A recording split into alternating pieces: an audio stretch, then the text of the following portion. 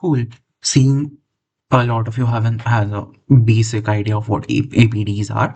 I'll still start again, right? That means before understanding APD specifically, we need to understand what parliamentary debate actually is. Parliamentary debating is some sort of like inspired by some sort of like real world parliaments where like two sides are either the gov and the op, or the gov and the prop and the op are like arguing over like a motion, right? Simple motion. One side supports the motion while the other is simply opposing it, right? In college debating, what happens is there are mainly two popular formats: A, the Asian parliamentary; B, the British parliamentary, which is far away.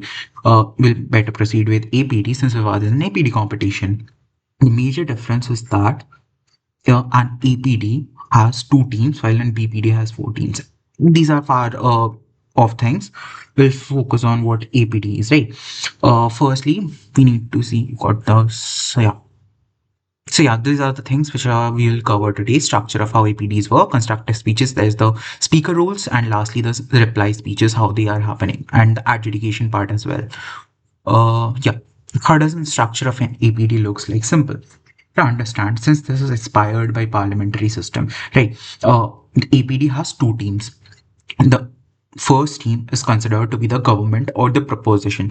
So people might come and often call government as proposition, but mainly it's called government, right? What government has? Government has three speakers, as the opposition as well. So there are total six speakers speaking in a debate round in an APD, right? The speakers of a government side includes Prime Minister, Deputy Prime Minister, Government Whip, while the opposition has Leader of Opposition, Deputy Leader of Opposition, and Opposition Whip, right?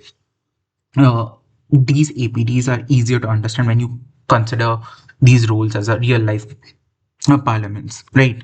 You see the Prime Minister starting the house motions related things and all, ending with like somebody coming up and reiterating everything that is being spoken by the first speakers and etc etc, right? These are the six speakers. Now we have to understand what the flow of debate actually looks like. The flow of debate starts with the motion announcement, the motion and all, but how does the speaker order looks like? First, the government starts with the prime minister's speech. Second, goes to the opposition side, that is the leader of opposition. Then comes the DPM, that is the deputy prime minister from government side. Then it goes to the deputy leader of opposition from the opposition side.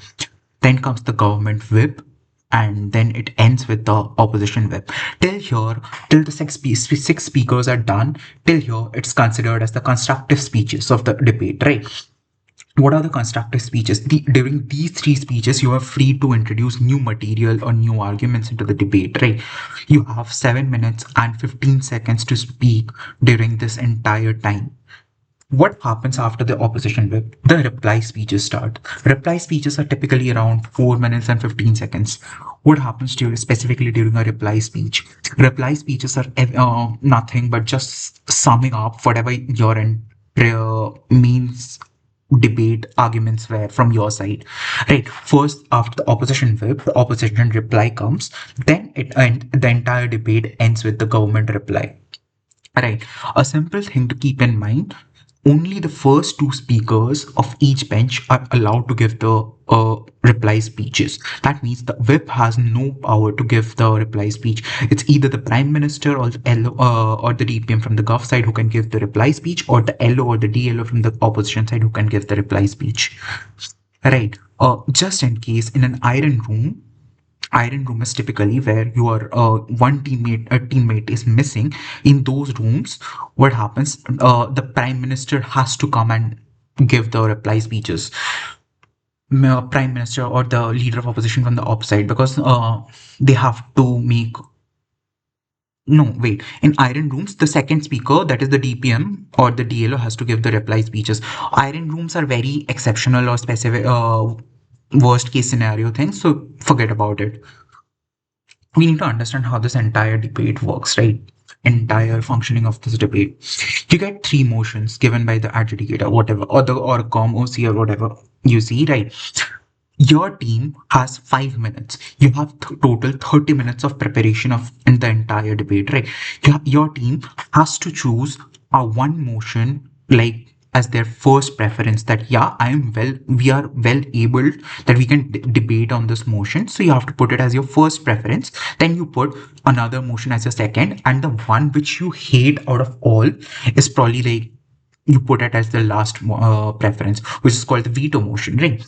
That means your team has entirely like 5 minutes. After the 5 minutes, you have to submit your rankings to the runner or the adjudicator, whoever is present in the room. Not publicly, you have to announce it to the adjudicator or the runner. You have to maintain some privacy while giving your rankings to them, right? How this entire rankings work? Simple. Yeah. Rankings work in the this thing. Wait, do I have something? No, I will first explain the ranking. Right. Just consider this entire scenario. Scenario one, if your motion preference is one and your veto motion is two as the government, you put as 1, 3, 2.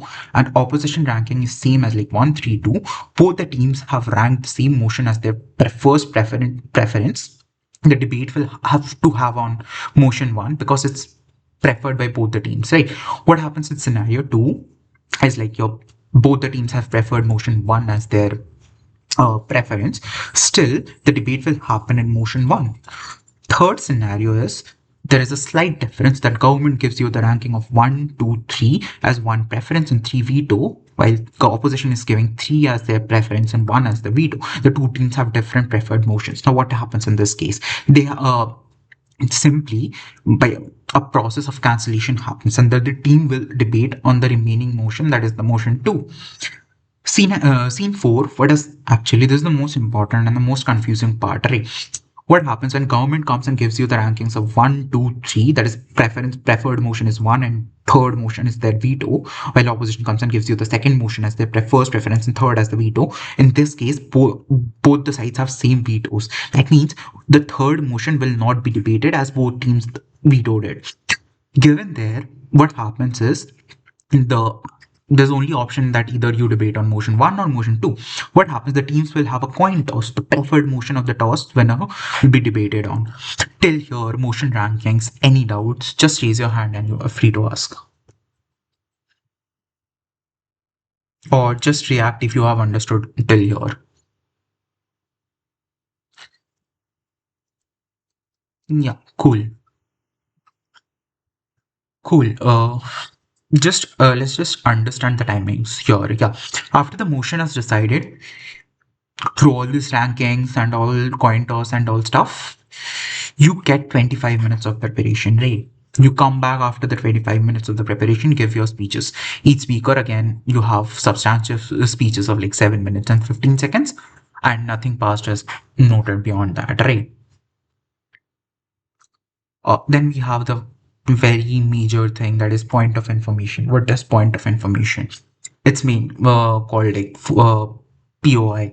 It's like somewhere when you are giving your speech and the other opponent debater might come and feel that whatever you're speaking can be might doubt whatever you're speaking is might be wrong. So what they do, they formally interject in the speech of the current speaker. That means now it can be a form of question, it can be a form of call out, it can be form of a clarification, or it can be even like sometimes in rare case it can be one form of rebuttal, as long as it fits within the 15 seconds limit. That means you have only 15 seconds to ask a POI. And what is this POI's specific timings? You are allowed to raise POIs between first and the sixth minute of a substantive speech, right? That means the first minute and the last minute is a protected time. The entire duration of the reply speech is also protected time. So no POIs during the reply speeches as well.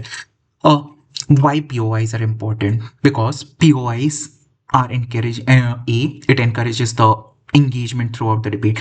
B, sometimes it's helpful for the adjudicator to get a clear clarification of what actually the teams are speaking or whether they are sure about. If I'm telling that something that X is a fact, I'm speaking for the motion and X is right, I'm saying, opposition might come and say me why X is right. I'm not explaining in my speech. That means the adjudicator has an idea that yeah, whatever the government speaker is speaking, he does not know why X is right in according to his speech. So that's where these POIs are vital. POIs may be up to again 15 seconds length. However, speaker may cut off, like interrupt before like 15 seconds and resume their own speech. It's up to the speaker who is speaking that they have to take the POI, they want to take the POI or not. But it's generally preferred to take the POI to make the engagement of the debate. Again, you cannot cross question while after a POI. That means if you ask one question within the 15 seconds length and the speaker replies to you, you are not allowed to go further question the speaker again. That's what the main purpose of POIs are, right? After that, yeah, constructive speeches. Till here, any doubt? Just a yeah, yeah, Debangana. Yes. When a POI is asked, suppose I take it during, say, the third or fourth minute of a speech, is it required I have to answer that POI then and there, or may I say that I would like to answer it during the end of my speech? Yeah, yeah, it's up to you. You must just simply say that the answer to this POI will be covered in my speech. Just listen to it out. It is not mandatory that you have to reply it as soon as it possible. Like sometimes some POIs are so vague or so useless that it does not even cover the relevancy of the debate. So you might simply ignore a call out that it's a bad POI and you can simply move on. Got it? Yes, thank you. Okay. Jovial.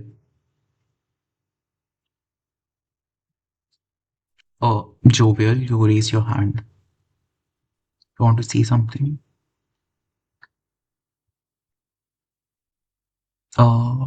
You are not audible. You can just write it out on the chat. I can answer. No, you're not audible. You can write it out on the chat.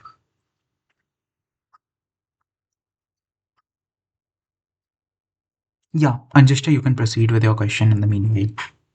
Yeah. So my question was that if there is a POI that is like really vague, so during the speech, can we call it out that do we have to call it out that it's a vague POI? I'm not gonna answer this, or just simply. Uh, it entirely depends on you. See, if I'm talking about the motion that this house believes that chocolate is good for humans, and as the government, I'm speaking for that. Yeah, chocolates are good for health and other things. Simply, the opposition is asking me a POI. Where does this chocolate comes from? This is simply a vague. I will simply say, he whatever your POI is will be answer. Either I say it's not relevant to the debate, or I can simply say just to make look good or make the maintain the formalness of the debate. I might say that yeah, it will be covered within the speech. The adjudicator might not even care because they also understand that it was a bad POI. Can you please explain the ranking of the motions again? Sure. Yeah. Got it, Yeah. na, Anjishta? Yeah, cool. Yeah, I got. Cool. The rankings of the motion, right?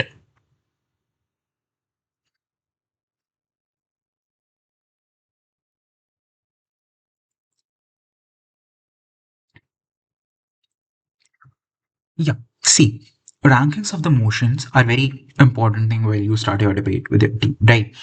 You get 30 minutes of prep time before your debate round starts. You get three motions. The adjudicator or might the OC will run the three motions like either in the screen, big screen where you see. What you do is, as your side preference, I'm considering like government side or opposition side, you choose the most preferred motion. Like you can discuss with your team that yeah, out of the first one, two, three motion, one is my most comfortable motion that I can speak upon. All my three speakers can speak on this motion as the government. So you choose first motion as your first preference, and then you go ahead and choose which motion is the least is the weakest side. Like you cannot bring out good argumentation while you speak. Go ahead and speak on this motion. So you put that least preferred motion as your veto motion, hey, and you put the middle one as your second preference.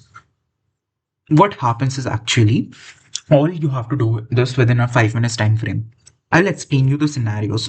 A, when government chooses 1, 3, 2 and opposition chooses the same rankings, it happens that both the teams will debate on the first preference of both the teams. That is motion one. Scenario two, that is government's ranking is 1, 3, 2 and opposition ranking is 1, 2, 3. Again, the first preferred motions of both the teams will be considered as the debate motion. Third scenario, where 1, 2, 3 is government ranking and 3, 2, 1 is the opposition ranking. Uh, since the both the teams have like chosen like different motions on the first preference and vetoes. What happens by a process of cancellation, then motion 1 and motion 3 gets cancelled, and the remaining motion, that is second preference of both the teams, will be considered again. Right. And lastly, the most confusing one is the scenario 4, that is government rankings are 1 2 3 and opposition ranking is 2 3 1 3. That's why both the vetoes are same and only the first and second preferences are different. What happens in this, there will be a simple coin toss, that is whoever wins the toss, the preferred motion of the toss winner will be debated on. Right, all you have to do this within the 5 minutes of the debate, and certain key, like for the last scenario you might get some extra time for the coin toss and things. But again, all you have to do, this rankings, you have to tell it either to the adjudicator of the room or to the runner of the room or the OC, whoever is taking care of the room, right? In your debate room. You don't have to publicly announce your rankings to them. You have to either DM them on an online competition, or like you have to speak, or tell them very silently in offline competition. We are since the Vivaad is an offline online competition, you have to DM the rankings to them, to the whoever is taking in charge of the room, right? Am I clear?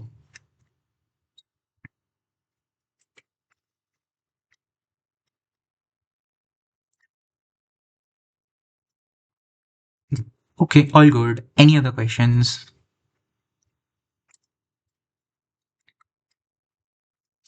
Seeing none, we'll proceed with the constructive speeches. Alithya, up to you now. Hello, am I perfectly audible? Yes, just let me know when do I scroll, okay? Good, good, all good. Hello. I think Deba has done a fair enough job of explaining how exactly the structure works. Now you know what exactly is the order of speeches that happens. Order, as Deba told you, is PM, Prime Minister, then LO, Leader of Opposition. So these are the respective first speakers in each of their teams, which means first speakers have a different set of burden, or they have a different set of role that they have to fulfill than other speakers. So PM and LO are first speakers. DPM and DLO are the second speakers. Government whip and opposition whip are the third speakers. All three have different burdens. As we move on, I'm going to go ahead and explain that to you. The reply speeches are done either by the PM and DPM or the LO or DLO. Scroll further, please. Cool. What do you do when you get a motion? The first thing that you do when you get a motion is probably read it. You understand that there is a certain context to it. Which means if I have a motion called "This House would ban cigarettes," I think then you have to go ahead and at least understand during prep time that hey, cigarettes is something that is bad, but a lot of people still smoke. A lot of people are still addicted. I think there is some kind of an addiction that happens, but it's bad for your health. I think you probably go get hospitalized someday. I think you possibly have cancer someday. Either way, your health is bad. These are facts, these are context, these are definitions. The way that you interact with cigarettes is possibly a sort of context that you think the debate requires. Similarly, this house would ban cigarettes, which means you need to go ahead and explain what exactly this banning looks like. Are you going to gradually go ahead and ban cigarettes? Are you going to ban them straight up and like make them illegal completely? Are you going to go ahead and crack down on like in organized markets which probably don't really have a lot of rules? Are you going to crack down on them? Are you going to set the police on them, etc.? So all of this is what you call definition, is what you call context. The person who goes ahead and gives you the context for either of the teams is the prime minister and the leader of the opposition. So the first job that you have is to ensure that you have contextual clarity and definitional clarity. You have to go ahead and explain what your stance is. For example, if it's some other motion like this house opposes the rise in feminism, then you have to go ahead and explain that you are against the rise of feminism. You have to go ahead and give reasons why you're against that rise. But the person who brings forward the clarity for your stance is the prime minister themselves. What exactly do you do other than providing this clarity? The second thing that you do is give some sort of a policy or a model if it's a policy motion. We're going to go ahead and explain what policy motions are in further like sessions itself. But for now, just know that any motion that has the word would or has the word should is a policy motion. That means, let's go back to the motion this house would ban cigarettes. For that, you require a policy. So the government has to go ahead and give a policy where it's explaining how exactly this ban is taking place. Where is it taking place? What is the purview of this ban? What is the extent of this ban? What is the consequence if you don't go ahead and agree with banning cigarettes or the ban itself? So, all of this is how exactly a model looks like, how exactly a policy looks like. This should come entirely in the first speaker. If it comes in the second speaker, it's too late already. The third thing that you do is go ahead and push certain principal arguments. So, a good structure for a prime minister or leader of opposition to follow is ensure that they have 2 or 3 minutes to set up definitional clarity, contextual clarity, to introduce what the debate is. So, if it's a debate about feminism, I think you should go ahead and explain how feminism has looked like, how exactly it has functioned, who all have been influenced, what is this movement. Go ahead and explain all of this in the first 3 or 4 minutes. If there is some sort of a policy that has to be introduced, ensure you introduce it within the fifth minute. So you still leave, let's say, around 1 minute for POIs if there is any. The last thing that you do is introduce some points that you think would be good. So what the prime minister does is push primary arguments first. So if it is this house opposes the rise in feminism, I think the first thing you talk about is the kind of backlash that women are probably already facing in existing corporates. Which means if you're working in a company, if you're working in corporate, I think because there are a lot of diversity hires, etc., men probably hate you, men probably don't like you. I think it's making other women like get empowered or get promotions much more difficult, which means even though feminism is on the rise, the kind of benefits that you get from feminism are probably not realized at all. If anything, you incur backlash. So that can be one argument that you're pushing. So principal arguments or primary arguments, push at least 1 or 2 of them. It's a good thing to do in PM if you want to rack up speaker scores. What do you then do in leader of opposition? How is it different from PM? The only way leader of opposition is different from PM is on two things. If there is any kind of clash or if there is any kind of disagreement that you have with the way that the PM has set up the debate, you go ahead and express it. So if I don't like the way PM has described feminism in their prime minister's speech, then I would, as the leader of opposition, go ahead and give my own reason of what exactly feminism looks like, and then combat whatever the leader of opposition has said, and prove why their whatever the PM has said, and prove why, as my definition is LO, it is more likely to be true, or it is more likely to be better considered in the debate. The second thing that I do is I have to go ahead and set up a counter policy if there is any. Which means, again, if it's a would or a should motion, you need to set up a counter policy if you want to. This is optional as opposition. So if you want to set up a counter policy, it's your job again as the LO to go ahead and give the policy itself. Other than that, what leader of opposition can do is simply rebut the PM's ideas, talk about why they're bad, talk about why there are more benefits on your side of the world and more harms on PM's side of the world. That is it for first speaker. Deva, can you please scroll? Cool, thank you so much. The second constructive speech that you then have is Deputy Prime Minister or Deputy Leader of Opposition speech. This is the second speaker. Now, what does the second speaker do? So, if you imagine, let's say, a house being built, then PM probably brings you the cement, the PM brings you bricks. It is your job as the Deputy Prime Minister to then layer it and make a house out of it.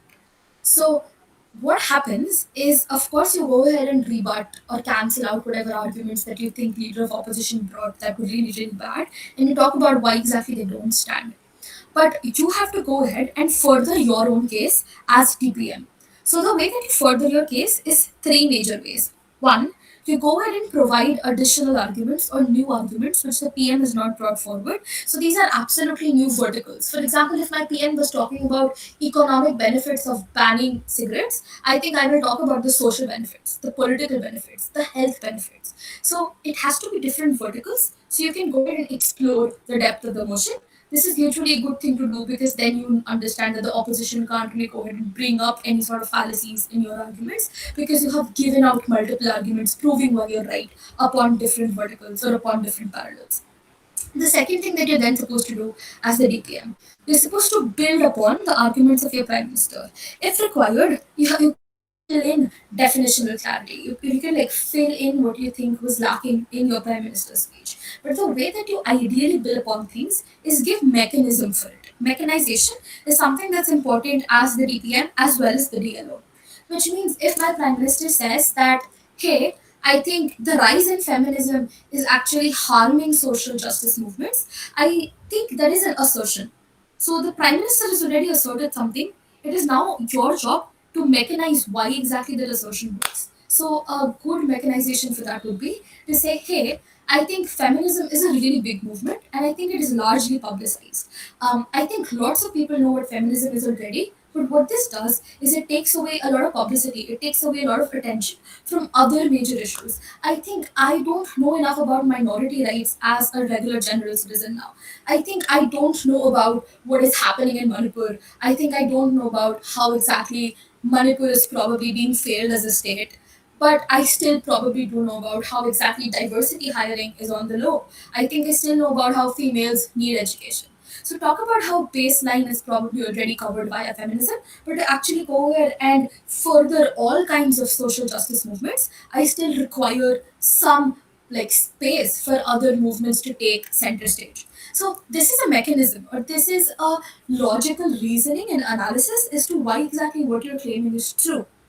So it is the job of the second speaker to build upon the argument and then explain why exactly this argument can exist in this debate. You need to provide analysis to it. So analysis is mostly the second speaker and the third speaker's job. What is the third job that you do that is significantly different from your first speaker?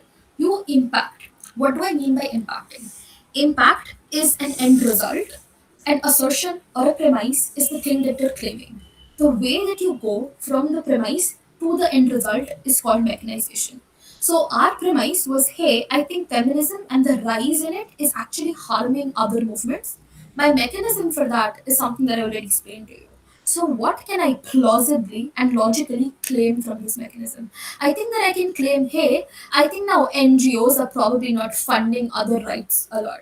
I think trans rights are getting bulldozed by women's rights.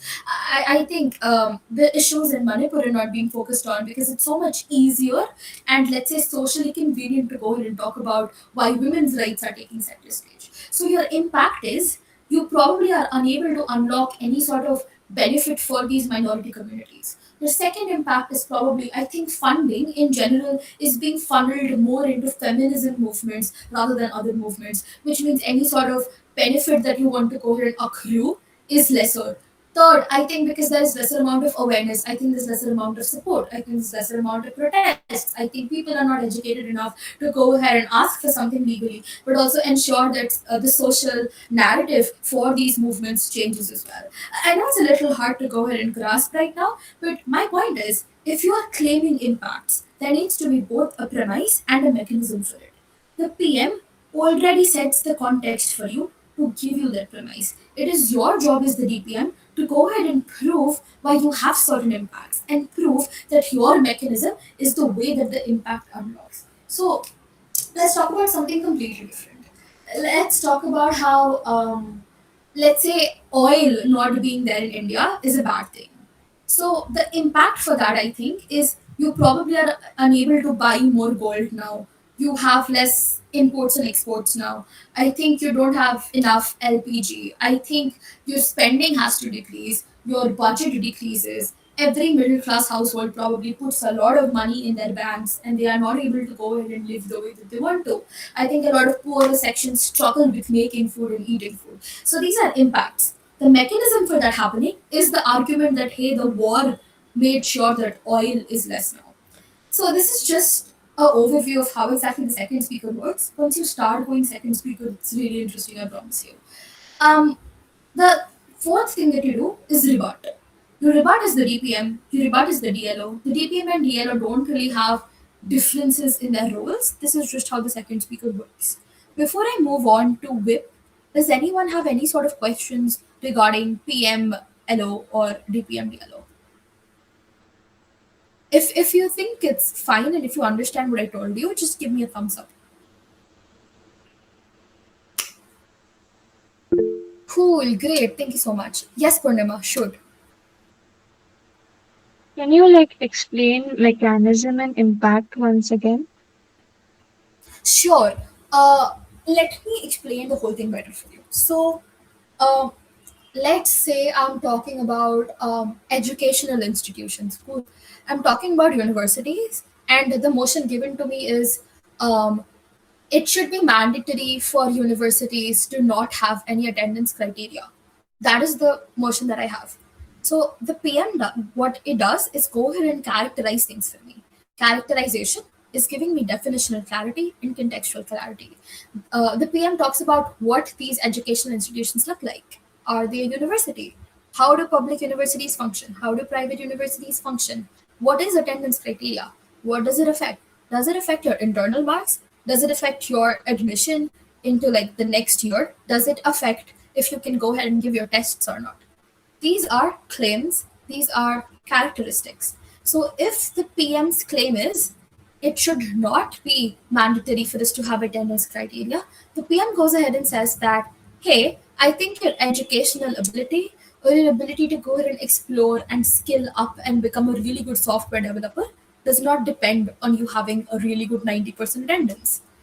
So that is the characteristic that you have. The claim that you then have is, hey, I can be successful and I can get a really good job without having to care about my attendance criteria. That is the claim, that is the impact. The impact that the DPM then brings forward is probably something like, I think if attendance criteria does not exist, students don't need to go to these classes for a long time, or at least enough time where they can go ahead and sit with GitHub and probably upskill themselves and make a lot of cool projects, which then actually helps them get better work experience, land a better job, get better salaries, probably make their institution's name better, reputation better. That is my impact that I am now claiming. The mechanism for me to reach that impact is saying something like, hey, I don't have to sit in classes so much. I probably don't have to sit and give a lot of class tests and class quizzes so much, which means I can possibly sit and I can go through a lot of courses on my own. But also, I have methods or avenues of independent research and independent study where I am no longer probably beholden to go ahead and have the same course again and again or learn the same course again and again every day. I can go and learn what I want while probably studying parallelly for the end semester examinations. So this is the mechanism. My mechanism is somehow proving to you that I will have enough time and different interests to let me unlock a different skill set, which will let me be more successful because I'm able to go and build projects and the like, which is why the salary that I get with no attendance criteria is going to be more than the salary I get with some attendance criteria on opposition. So that's how you basically go ahead and frame our arguments. Does that make sense, Purnima? Yeah, got it. Thank you so much. Does anyone have any other questions? Cool. Seeing none, let's move on to the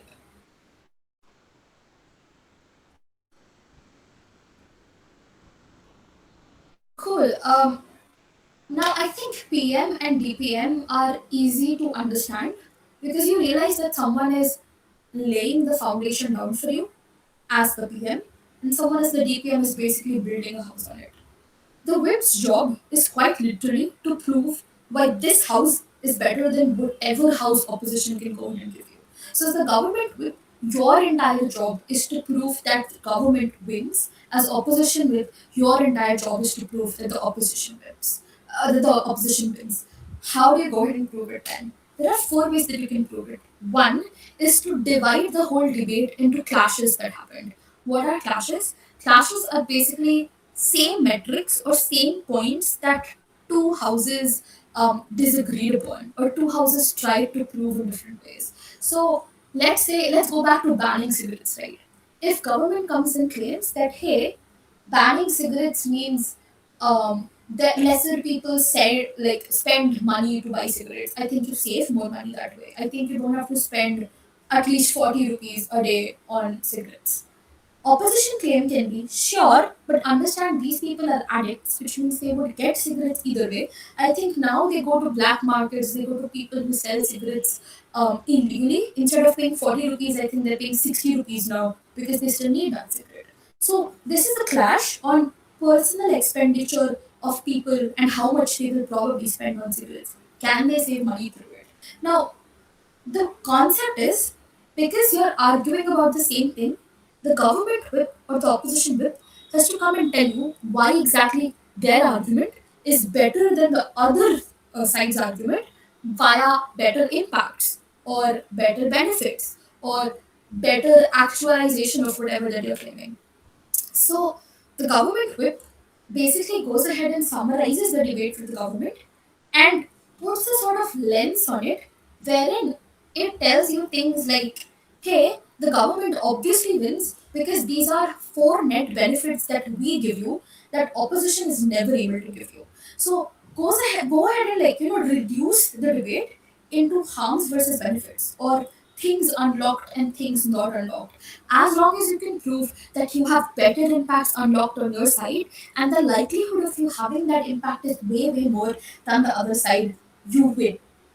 The third thing that you do as a whip is to simply rebut it. You have to go ahead and break down the other side's case, wherein you go ahead and tell me things like, hey, I think the amount of black markets that exist is not going to be a lot because the kind of banning that we're doing is gradual, which means people actually go ahead and care about the time frame that you have, but also you have police people literally moving around all the time. I think you have like officials who actually go ahead and track where cigarette production happens, etc., etc. We have mechanisms to defend that. So you are breaking down the other side's case to prove that you are right. Um, the third thing that you do is defend your own case. So you have to prove why exactly the benefits that you have is benefits that you would always get in the way that you're able to actually go ahead and uh, defend your team and show that your team's benefits outweigh the other team's benefits. If you're unable to do that, you can simply mitigate, as in proof that whatever opposition is claiming is a harm on your side is a harm that does not exist. So if you're not able to prove that your benefit is like outtaking or like overtaking the other side, simply prove that opposition's benefit doesn't exist or the claim that opposition is claiming does not exist. So that is it basically on bits. The mechanisms that you have to probably go ahead and prove all of this is simple. I think you can do best case, worst case scenario. So you show that your worst case will still have better benefits than the other side's worst case. The second thing that you can go ahead and prove stakeholder analysis. So the people that you're concerned about get better benefits on your side. So if my stakeholder is students in that education debate we were talking about, I think students benefit way more on government than they do on opposition. As long as you can prove that as a government, your job is done. The third thing that you can prove is something like likelihood. You can prove that the likelihood of the student getting better salary is more than the likelihood of a student on opposition side getting a better salary. So these are mechanisms with which you can access arguments which defeat the other side. That is basically what a whip does. So a whip does impacting, a whip proves why impacts are better, a whip summarizes the debate, and the whip deals with clashes and rebuttals. That is majorly it on whip. Does anyone have any questions about whip? If you get it, just like give me a thumbs up or some reaction so I know.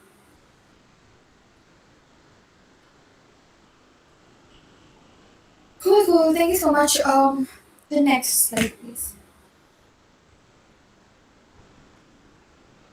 Cool. The reply speech. This is the speech that is non-constructive. So the reply speech is basically supposed to be a summary of the entire debate. So the reply speaker can either be the PM or the DPM from the government side, and it can be the LO or the DLO from the opposition side. So what Debaghi was telling you about iron rooms is where one teammate probably does not turn up or is unable to debate one particular round. Maybe they are sick, maybe they have equity issues with the motion, maybe they get triggered, so they just don't do it. The concept is then that because you have two speakers on one team, let's say speaker one goes as the prime minister, then speaker two will go as the deputy prime minister, speaker one will again go as the whip, and speaker two will again go as the reply. So it has to be in an alternative mechanism. One person cannot give consecutive speech, one person can only give alternate speeches. Cool, having clarified that, let's talk about reply speeches and what exactly they're supposed to give you to the debate. The reply speech is basically supposed to interpret the whole debate. It's supposed to interpret it and show why there are certain issues in the other side and why the other side is never able to solve those issues. As long as you prove greater solvency is on your side, as long as you prove better arguments are like on your side, you benefit the stakeholder better. You have better benefits, and your benefits are things that are actually able to happen. You win the debate. The reply speech is basically like a whip speech, but it does not introduce any new material. So at WHIP, you simply analyze and impact and put arguments forward. You can't really push absolutely new constructive forwards. For example, if your top two speakers, which is PM and DPM, have never spoken about any economic benefits to the students at all, you cannot introduce economic benefits at WHIP. But you can still introduce new analysis, new mechanism, new impacts. That's something you can do. At the reply speech, you can't introduce anything new. No impacts that are new, no arguments that are new, nothing can be new. Everything in a reply speech has to have already been discussed in a debate. What you can have new are probably examples, are probably way ups, wherein you show why. So let's say both sides are claiming that it is easier for you to have better benefits for students. The reply speech can still go ahead and say why there are issues with the arguments that opposition has brought forward, why whatever opposition is saying is practically a lie, why opposition's benefits are not something that stands up. So, analysis is something that you can use, but only in a comparative manner wherein you're comparing both benches. So, a reply speech's job is to summarize and then compare both sides and compare in such a way that the adjudicator believes or the judge believes that you have won the debate. So, it is basically a summary, but it is a biased summary, which is why a reply speech is also called biased adjudication. So you have to be biased to your side and like basically act like a judge and show how, as you're judging the debate as the reply speaker, your side clearly wins. So that's basically how reply speeches function. Is that clear?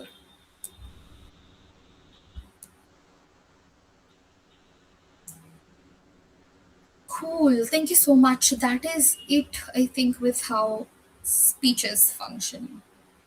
I don't think there are any slides. Deba, is there any other slide for this? After this, we can just. Yep, it's just thank you. So, yeah, thank you for listening. Exactly. Yeah, so this whole time, what we've been teaching you is how exactly debaters are supposed to act or speakers are supposed to act in a debate. What Ananya is going to go ahead and tell you is how exactly judges are supposed to function. Please listen to her. She's probably the most talented judge that we have around here. That's it. Thank you so much. If you'll have any questions or issues whatsoever, you can directly message any of the POCs or any of the people who are dropping all of these promo messages in your WhatsApp groups. You can put it in the chat here as well. Thank you so much, guys.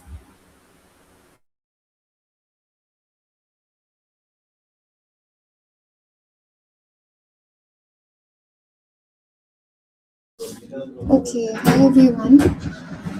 While Devarga starts sharing, I'll quickly explain the relevance of why both speakers and adjudicators need to listen to this, right? We'll be discussing adjudication and Asian parliamentary debates. Now, it is extremely important to know the metrics that a judge judges the debate on for you to actually go ahead and win a debate. If you do not know what metrics the judge is going to be judging you on, and you will simply be not able to go ahead and convince them about your arguments or convince them about whatever your stance is, and thus you would not be able to go ahead and win the debate in the very first place, which is why it is equally important for you as speakers as well as adjudicators, of course, to know what Asian parliamentary debating adjudication looks like. So yeah. Okay, please scroll to the next slide, Devagya.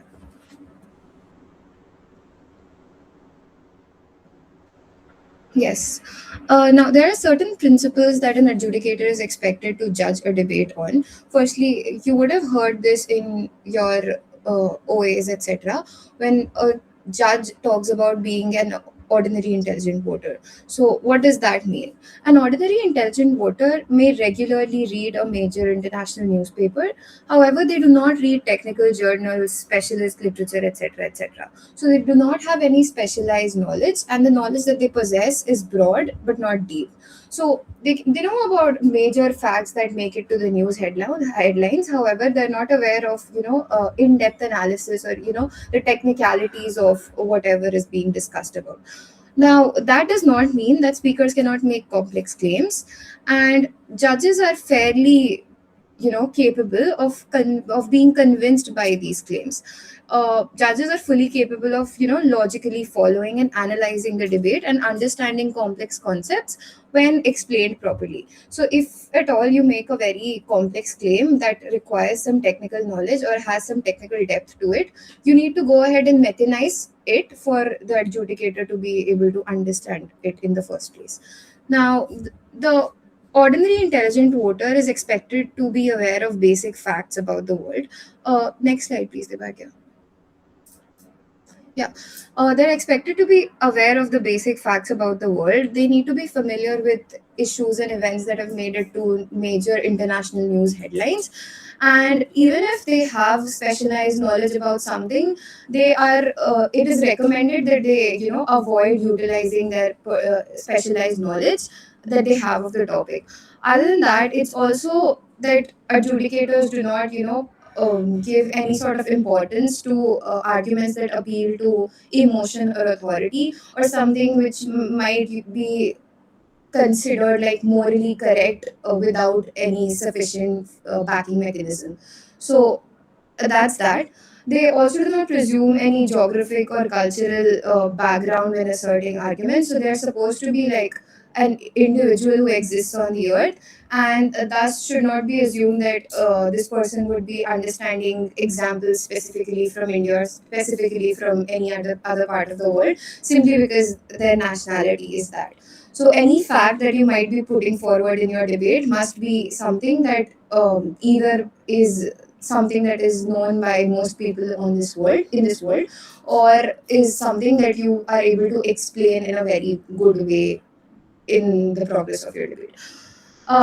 They're also expected to avoid preferencing arguments or styles of speaking that match personal preferences, which means that any sort of the style of speaking or something that appeals to them is something that they cannot consider. And other than that, lastly, they are supposed to assess the merits of a proposed policy, solution, problem, model, without indulging with any sort of personal perspective to it. So an ordinary intelligent voter is supposed to be extremely, extremely unbiased, and when they're unbiased, they judge the debate fairly. So that is what is expected out of adjudicators. Next slide, please. Now, persuasiveness and consistency are, I think, by far one of the most important things that need to be kept in mind while debating. Of course, it's pretty implicit. However, it's not very implicit when you're building your cases. Persuasiveness does not necessarily mean speaking out your arguments very loudly or in a good rhetorical manner. It basically means that judges judge debates by assessing which team in the debate was more persuasive. And persuasiveness is when it is accompanied with plausible analysis. What does that mean? Is why your argument that you're putting forward is likely to hold relevance and is explained with clarity and rhetorical power. When style along with analysis is done in a very when your style is good and your analysis done in the right manner, then and only then can your analysis or then only then can your argument be persuasive. Without it, your argument simply cannot be persuasive because you're speaking loudly or you're speaking in a certain way. There needs to be sufficient analysis for the adjudicator to be able to buy into why something is likely to happen or why what you're saying holds relevance to this debate. Next slide, please.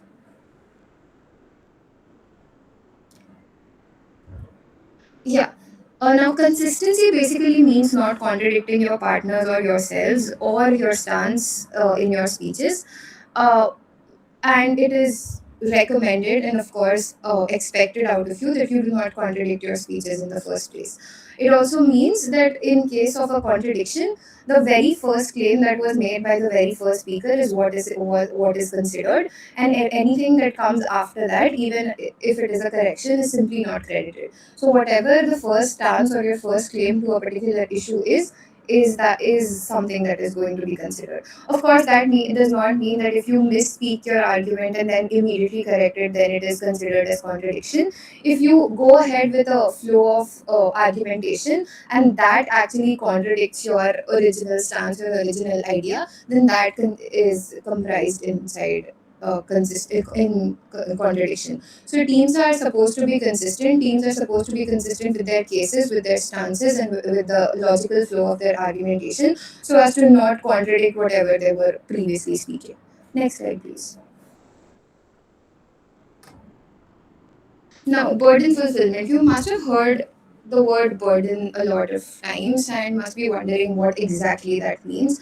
Now, burdens are of two types, right? Firstly, is speaker role burdens, which has already been explained by Alithia. Every speaker needs to, have do a certain number of things to be able to be able to be relevant in the debate, right? For example, the prime minister needs to set up definitions. That DPM is supposed to expand, give mechanizations. The whip is supposed to rebut.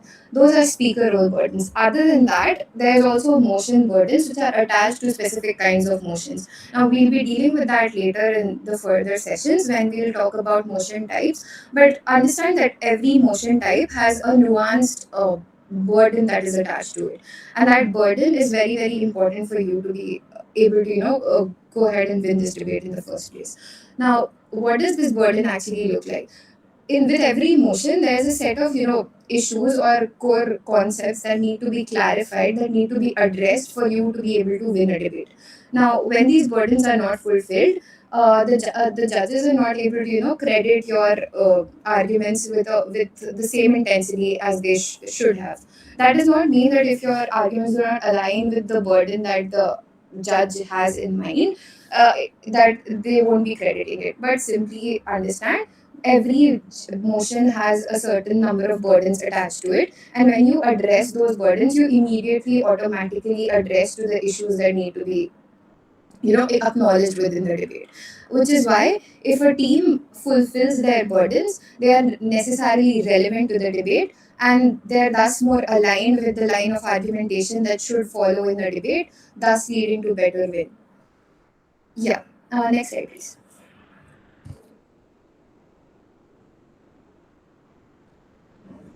uh, Yes, definitions. Now, the government is supposed to clearly define the debate. Other than that, it's also the first speakers that define the debate properly, with proper definition and their understanding or whatever they understand by the by terms that might have come in the motion, and how then they base their argumentation. Now, there might be like specialized terms, for example, maybe rags to riches. So what exactly does rags to riches mean? Does it mean people from poverty rising to success, or people from failure rising to success? So all those things need to be defined in your debate for you to go to be able to have a line of argumentation further. If you do not set the debate, if you do not define what you exactly mean by certain terms, you will not be able to have a cohesive debate in the first place. So it is very important for you to define the terms that are coming in the motion, for you to be able to build a case. Now, when this definition is done properly, the judges are then judging the debate based on these definitions that you provide. Now, it is illegitimate for teams to narrow down the definition in overly restrictive ways. For example, when we're talking about, let's say, this house would legalize cannabis. Now, the opposition might go ahead and say that we are talking about maybe only underdeveloped countries where cannabis is might be being sold openly, etc., etc., and where they basically restrict the ambit of the debate to a very high extent. Now, that is illegitimate and is not considered. Definition must be charitable to the other house as well, so that the debate can be held in the first place. Next slide, please. Now, opposing the government's case, this is something that is obviously expected out of the opposition. Now, the opposition may not choose to commit to the course of action of the government's policy, and then they can go ahead and give a counter proposition. This is, of course, done in policy motions, which we'll be discussing later. But basically, if government provides a line of action as solvency to a certain issue, the opposition is not necessitated to go ahead and comply to this policy in the first place. They might provide a counter proposition which they think would prove to be better in their circumstances and however they have set the debate. So that is exactly what is called a counter proposition. In case the opposition does not give a counter proposition, there's also them actually defending the status quo, which is telling that the world would be better off without the government's policy. So in either manner, the opposition is actually opposing the government's case, wherein they're either not complying to the where they're not complying to the government's case and model, and are actually proposing an alternative, which in the form of a counter policy, or are actually saying that that policy is not required, that model is not required, and the status quo is simply better off without that policy. Next slide, please. Now, weighing is very, very important. Judges basically adjudicate the debate based on a criteria. That could be in the form of burdens, that could be a lot of other things, such as maybe in which world the stakeholders are better off, etc., etc. Now, these criteria might, again, of course, be explicitly stated in the info slide and the motion, or can be implied by the info slide and the motion. Regardless of that, it is very important for the judge to go ahead and weigh argumentations and line of argumentations and the mechanizations that are backing those argumentations, to be able to weigh which one provides more solvency, which one in which paradigm the stakeholders are better off, etc., etc. Now, when the criterias are mentioned within the debate and are argued upon multiple times, it accounts as major clash. So anything that is implied or even explicitly stated by the in the debate, and is argumented on multiple times it accounts as a major clash. When when it is argumented on very little times or few times, it accounts as a minor clash.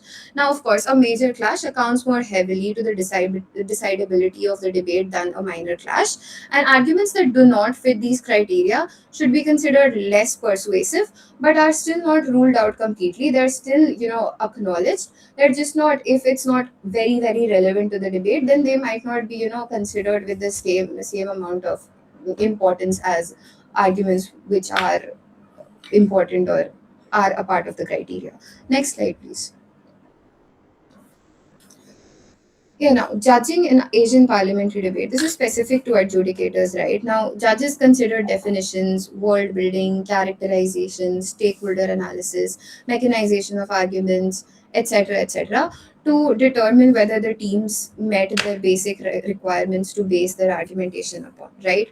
Now, judges also note the level of engagement, which is basically raising POIs, which was talked about by the Bhatia, right? So basically, POIs are very, very important, and judges actually note what team engages with the other team in the form of POIs, whether you're raising POIs during the other team's speeches, whether or not you're accepting POIs in your own speeches, because that leads to a more interactive debate, that leads to a more intersecting debate, and judges are able to assess the debate easily. So, if both teams run their own cases and do not interact with the arguments of the other bench, then the debate is not as fruitful, of course. So, it is very good practice to raise POIs while the other team speeches are going on, and also accept POIs as direct questions when your speeches are going on. Other than that, judges also perform a motion breakdown to analyze whether all aspects and nuances of a debate are met to and are addressed during the debate. What that looks like is that every little turn that might come across in your info slide or your motion, and you might go ahead and overlook it because you might think that it does not hold relevance. However, every word that is written in the info slide holds some or very large significance. I've seen a lot of teams falling out on cases simply because they did not pay attention to one specific nuance of the info slide or one specific nuance of the motion, and that simply leads to them falling out of the debate because the debate was never meant to be the way they carried it. So this includes dimensions of the motion that may have been ignored by the teams but are relevant to the motion. For judges specifically, it is best practice that wherever you come across a motion, you perform a motion breakdown and analyze what are the certain burdens, what are the core criteria that this debate should be based on. Then you go ahead with an open mind and judge the debate on the basis of those criteria and any other criteria that might be coming up in the debate. Next slide, please. Now, lastly, judges perform a clash analysis to weigh the arguments provided and the argumentation behind it to assess which side is more successful, which side is more persuasive, etc. etc. So, this is the basic like four-step method that we follow while judging the debate, right? We firstly deal with, the definitions. We deal with whether the mechanization has been done. We deal with we deal with mechanization, we deal with characterization, we deal with stakeholder analysis. Then we go ahead and identify the core issues of the or the core burdens of the debate. Then we go ahead and decide whether or not the teams that are there are engaging in the debate, whether or not they have their own line of argumentation or they're actually interacting and engaging within the debate. And lastly, you perform a clash analysis. You weigh down the criteria that you previously built or have come across during the debate, and then you weigh down what was more important in the very first place, or what was more important, which side actually goes ahead and builds on the debate better, has better solvency, has better overall goal, has a better paradigm in the entire debate. So that clash analysis helps you weigh arguments and then decide which team wins. Of course, a team that has more clash wins the debate. Next slide, please. Now, this is specific to judges. Filling the ballots in oral adjudication, most competitions happen on Calico Tabby Cat, and judges are of three types. There are chair, there are panelists, and there are non-voting judges, which are trainees. Now, at the end of the government reply speech, which is the last speech, each judge gets 10 minutes to independently think of their decision, come to a conclusion, and prepare their way. During this time, chair and panelists go ahead and actually submit ballots. Ballots are basically wherein you fill the motion that was debated on, each house's vetoes, and then speaker rolls, the names of the speakers and their scores. Now, speaker roll scale is attached towards the end. That is basically how you score the speakers from like 68 to 77, 78 in APD, and that is how you basically score down the speakers in the ballot. Now, understand that trainees do not fill ballots and only chairs and panelists fill ballots. So, trainees are essentially non voting judges. Yeah. While these during these 10 minutes, the judges are not supposed to interact with each other. They're not supposed to deliberate jointly. They're supposed to come to their conclusion alone and then go ahead with their oral adjudication. Now, yeah. Next slide, please. Yeah. After the 10 minutes, the chair announces the house call to the teams. They join the room and then they announce the house call, and the OA start with the default order being the trainees go first in alphabetical order, followed by panelists and the chair going last. Now, in case of a split, which is that uh, in case of like odd number of judges, suppose panelist and trainee have a particular call and chair has a particular call. In that case, the dissenting judge, even if it is the chair, goes first, followed by the trainee and then the panelist. In case the dissenting judge is not the panelist, the dissenting judge is not the chair, then of course the dissenting judge goes first. So, in all cases, under all circumstances, the dissenting judge goes first. Yeah, now an OA should last a maximum of 7 to 10 minutes. Judges who are yet to speak should not hear their previous OAs, and all judges are expected to give an OA, regardless of whether they are voting or non voting. Now, and what does an OA comprise of, right? An OA articulates the reasons for why a judge voted for a team. In simple line of argumentation, why does a judge think that one team takes over the other team is something that they explain by means of an OA. What does that OA look like? It looks like general remarks. Whether or not the debate was average, it was above average, it was below average. They perform a motion breakdown for teams to be able to understand what were the core criteria or burdens that the judge based the debate on, and what was actually talked about in the debate. They also give the verdict, of course. Verdict comes first, followed by general remarks and then motion breakdown. Then the judges perform a clash analysis and explicitly state what clashes were there in the debate, whether major or minor.